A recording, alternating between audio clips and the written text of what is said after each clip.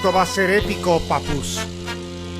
Hola, bienvenido a este canal de bajo presupuesto de mate, física, química y todo lo que se me ocurra subir, donde resuelvo ejercicios de lo que toque y en este caso es física. Específicamente lo resuelvo de una forma tal que no te pierdas absolutamente de nada y aprendas de una forma divertida. ¡Sí, eso!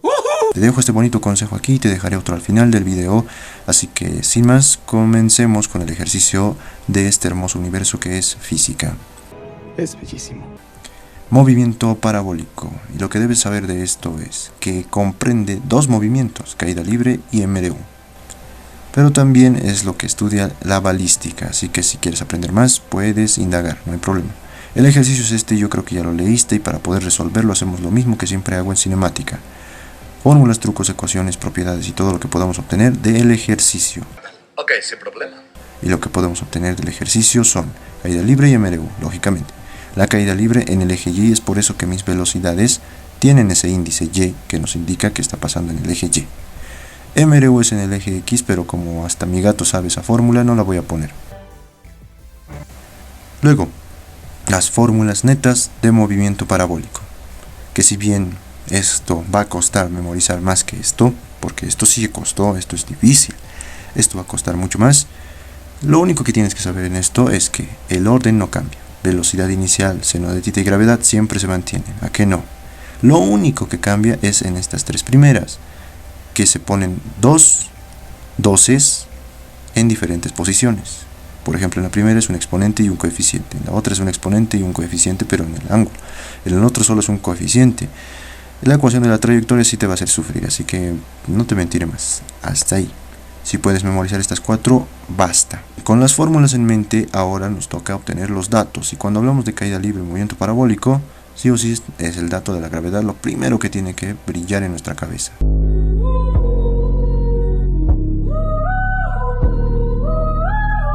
Luego tenemos datos de ángulos, no hay más, y las incógnitas, velocidad inicial y altura, que ya sabemos para quiénes son, para quiénes serán. Recordamos y retrocedemos un poco más, es para los competidores de salto de longitud de los Juegos Olímpicos de Invierno.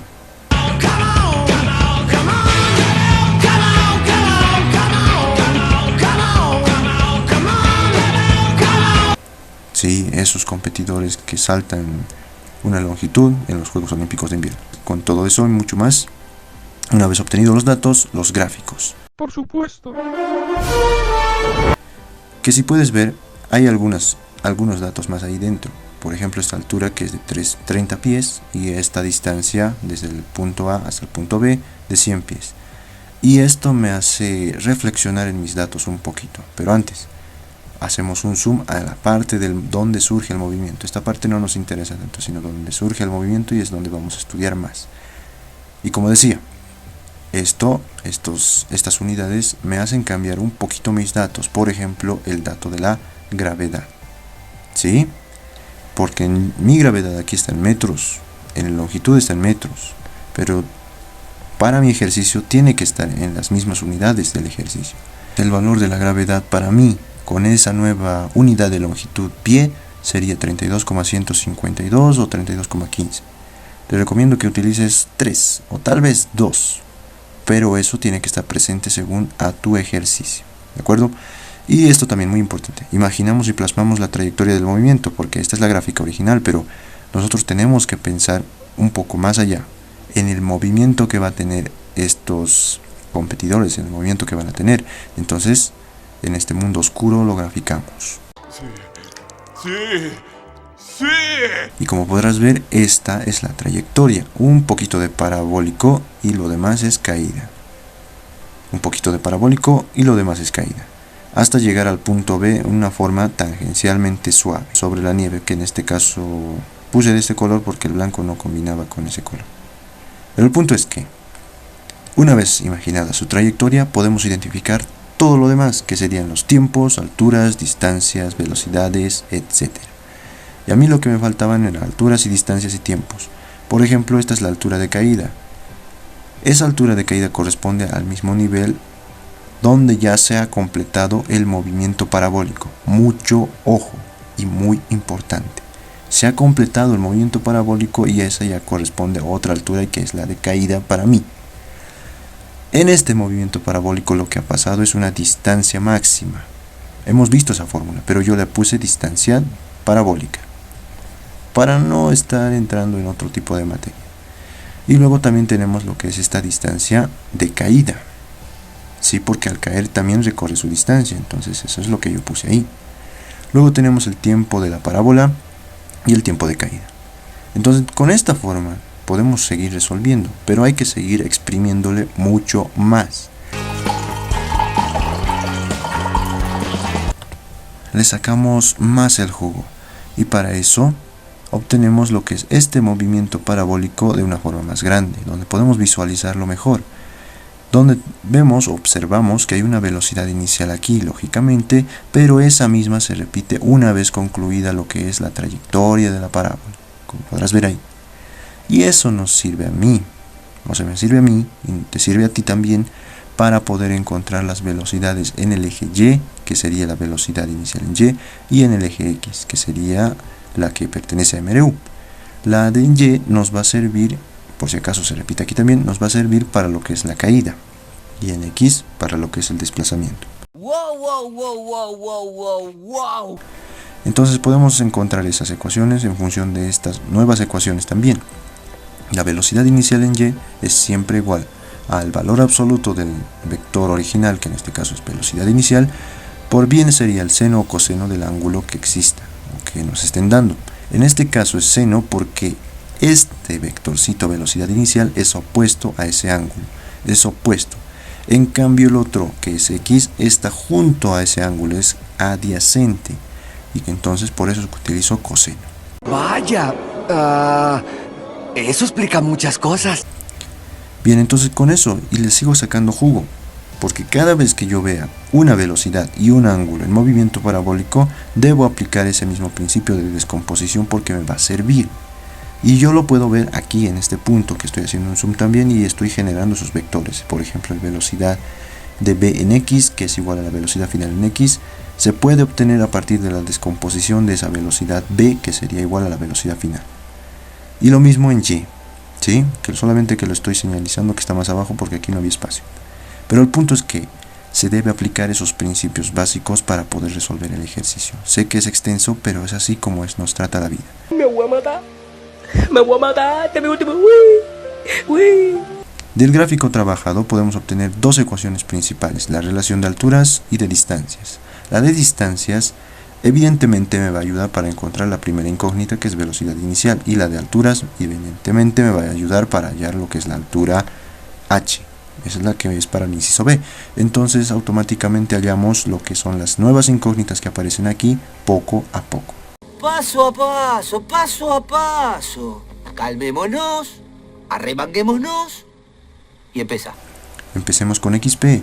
Para hallar XP, lógicamente vemos en mi ejercicio, para hallar esta XP, esta distancia máxima de la parábola, tengo velocidad inicial, tengo gravedad y tengo un ángulo. Entonces con todo eso yo sé dónde se encuentran estos datos, en qué ecuación, en la distancia máxima. Traigo esa ecuación y reemplazo mis datitos. En lugar de distancia máxima, XP, porque es lo que yo estoy utilizando. En lugar de velocidad inicial, pues lo mismo. En lugar de θ, 10, porque el ángulo para mí es 10. Y mi nueva ecuación número 3, pero no muy importante como esta, pero aún así es importante, es esta. Luego, de esa misma, debo hallar XC. Y para hallar XC, sé que es netamente MRU. ¿Por qué? En este caso he utilizado distancia máxima y en este caso voy a utilizar MRU, porque en este caso había una parábola completa, pero en este otro no, esto no es una parábola, es una curva, claro, pero no es una parábola. Entonces debo utilizar la otra fórmula que comprende al movimiento parabólico, que es MRU. Entonces directamente ahí, como mi gato lo sabía, es velocidad igual a distancia sobre tiempo, en MRU. Pero a mí me interesa distancia, como verás ahí. Entonces despejo, el tiempo que está dividiendo pasa a multiplicar y ya está. Reemplazo mis nuevos datos, en lugar de distancia XC, velocidad inicial en X. Velocidad inicial en X, debo descomponerlo, para eso es que estoy utilizando descomposición. Por el tiempo, pero para mí el tiempo es el de caída, porque con ese mismo tiempo que cae, es el mismo tiempo con el que avanza. Entonces es el mismo tiempo de caída. Ecuación número 4. Y ahora de acá aparecen nuevas incógnitas, por ejemplo la velocidad inicial en X, pero ya sabemos de dónde se obtiene, de esto, y por lo tanto lo recalco ahí. ecuación número 5. Ahora la otra es el tiempo de caída. Para hallar el tiempo de caída, pues no puedo basarme de nuevo en MRU. Ya lo he utilizado una vez, está en esa ecuación. Por lo tanto me voy a caída libre para obtener el tiempo de caída. Y en caída libre tengo gravedad, tengo velocidad inicial y lógicamente tú me dirás, ¿tienes altura? Claro, tengo altura, pero no la tengo completa. ¿Por qué? ¿Por qué? ¿Por qué? Me falta este pedazo, entonces no, descarto altura y por lo tanto me voy a la velocidad final. Y resulta que la velocidad final sí la puedo conseguir porque hay un dato ahí, 45 grados. Entonces, con ayuda de eso yo lo voy a poder conseguir, tal vez no como número, pero sí en función de la incógnita. Eso es muy importante. Entonces voy a utilizar la fórmula 1 de lo que es caída libre en el movimiento parabólico para poder relacionar estos datos en esa misma fórmula. Las relaciono, las reemplazo, utilizo el signo de arriba positivo porque está cayendo, por eso es tiempo de caída, y despejo el tiempo de caída de aquí porque aún no sé qué reemplazar. En esta nueva ecuación lo que ahora aparece es velocidad final en Y y velocidad inicial en Y como datos que yo no conozco y por lo tanto los debo calcular. La velocidad final en Y se obtiene a partir de esto. Y la velocidad inicial en Y a partir de esto, ya lo sabemos. Es la otra ecuación, ahí está, la recalco en el 7. Pero la otra la vamos a partir en esto, en ese grafiquito cuadrado, ahí está. Lo que a mí me sirve es la velocidad final en Y que es el módulo de la velocidad final por el coseno de 45. ¿Sí? Coseno, ¿por qué? Porque este vector velocidad final en Y está adyacente a ese ángulo, es por eso. Ahora, se sabe por MRU que la velocidad inicial en X que había descompuesto de ahí del punto A, o sea, una vez terminada la parábola, es igual a la velocidad final en X de este último punto. ¿Por qué? Porque en MRU las velocidades siempre son constantes, es decir, jamás va a cambiar y es por eso que siempre va a ser igual. Entonces con todo esto y mucho más, traigo las otras ecuaciones otra vez y trabajo. Ya tengo suficientes ecuaciones, miren 10. Oye, tranquilo, viejo. Para no hacerme un chairo aquí un problema, las voy reemplazando, las voy usando. Lo que yo pueda en lo que yo pueda. Por ejemplo, aquí dice el 5 y 8 en 10. El 5 y el 8 las reemplazo en el 10. ¿Por qué? Porque puedo. En lugar de velocidad inicial en X, lo que vale. Y en lugar de velocidad final en X, lo que vale. Y de esta forma, mira, puedo obtener la velocidad final en función de mi incógnita. Y eso es importante y muy necesario. Si he obtenido esto, eso quiere decir que voy por buen camino. Ahora que ya tengo una nueva ecuación, que ya he utilizado y descartado 2, debo descartar más. Por ejemplo, el 7, 9 y 11, o sea, lo último que he obtenido, y el 7 y el 9 lo puedo reemplazar en el 6. Porque resulta que ahí es donde yo debo encontrar el tiempo de caída. La velocidad final en Y es la ecuación número 9 y la inicial en Y es la 7. Reemplazo mis datos y ahora reemplazo el 11. Por algo he obtenido el 11. El tiempo de caída iba a estar en función de dos incógnitas y no me servía, pero ahora con la ecuación número 11 ya solo estará en función de una sola, y es justamente la incógnita. Simplifico un poco, coseno de 45 dividido entre seno de 45, cotangente de 45, y ese es un dato conocido, vale 1, entonces mi ecuación me queda así, tiempo de caída igual a todo esto, pero aquí hay factor común, factorizo, y esa sería mi ecuación número 12, que ya también está en función de la misma incógnita que yo necesito encontrar. Entonces, XP y XC yo ya les he hallado, ya las tengo y las puedo reemplazar aquí, pero resulta que XC tenía estos dos incógnitas. Esta incógnita de velocidad inicial en X yo ya también la obtenía descomponiendo la velocidad inicial. Y el tiempo sería lo único que me estaba estorbando, pero también ya lo he hallado reemplazando ecuación tras ecuación, es decir, descartando poco a poco las ecuaciones. Reemplazo entonces todos estos, ¿no? 3, 4, 5 y 12 en 1. Poco a poco para que no te pierdas. XP es todo esto y lo reemplazo en su posición. XC es todo esto, estas dos y las reemplazo ahí, pero estas dos también puedo seguir reemplazando. Reemplazo esto y me queda todo esto, reemplazo el tiempo de caída y me queda todo esto, y puedo simplificar todo esto y de una forma muy simple ya puedo lo que es despejar la velocidad inicial, porque esta ecuación ya está en función de una sola incógnita y es justamente la que yo necesito. Simplificamos, mira, aquí se están multiplicando y por eso que se elevan al cuadrado, y eso es bueno para mí. Es bueno que los dos términos que están aquí tengan el mismo coeficiente, o mejor dicho, la misma incógnita con el mismo grado de exponente. Porque si esto hubiera estado menor, hubiese sido una ecuación cuadrática y resolverlo por el método general, Ruffini o aspa simple, lo que sea, es más tedioso, pero debo agradecer esto. ¡Sí! ¡Gracias, espíritus del cielo! ¡No los voy a defraudar, lo juro! Agradecido. Bien, entonces aquí voy simplificando. Como es factor común, o incluso aquí, mira, denominador común, puedo mandar a multiplicar al 100 por la gravedad. Y ahora sí, como aquí hay factor común, lo factorizo la velocidad inicial al cuadrado. Lo demás, esto es un número. Es largo, pero es un número. No estoy reemplazando todavía sus valores en decimales porque me voy a confundir. Al final voy a obtener otra respuesta, tal vez, o me voy a confundir. Mejor no lo hagas hasta el final. Y lo mismo con la gravedad, reemplázalo hasta el final, justamente lo que estoy haciendo ahora. ¿Qué ha pasado aquí? Lucha, no entiendo. De aquí lo que he hecho es que esto que estaba multiplicando pasa a dividir a esto 100 por gravedad. Y he reemplazado la gravedad. Y este exponente pasa como raíz, exactamente del mismo valor. Si aquí el exponente es 2, el índice de la raíz también es 2. Y como es 2, no se anota. Meto esto a la calculadora y por fin he obtenido lo que es la velocidad inicial. Y notarás que está en pies por segundo. Eso porque todas mis unidades estaban en longitud como pie.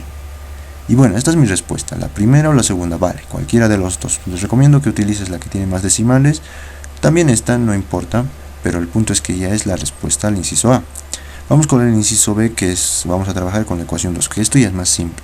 Eso es verdad. Eso es verdad. Eso es verdad. De aquí en la ecuación 2 lo que has visto ahora no es magia, es un simple despeje, porque yo no necesito la distancia de caída, o la altura de caída, necesito la altura h. Entonces despejo de aquí, esto que estaba sumando pasa a restar y le doy la vuelta. Listo, ahí está. Hallamos ahora hc, lo mismo, cada variable. Pero aquí solamente hay una. Y esa una ya tiene mucha ayuda. Tiempo de caída. Yo puedo encontrar el tiempo de caída, es la ecuación número 12.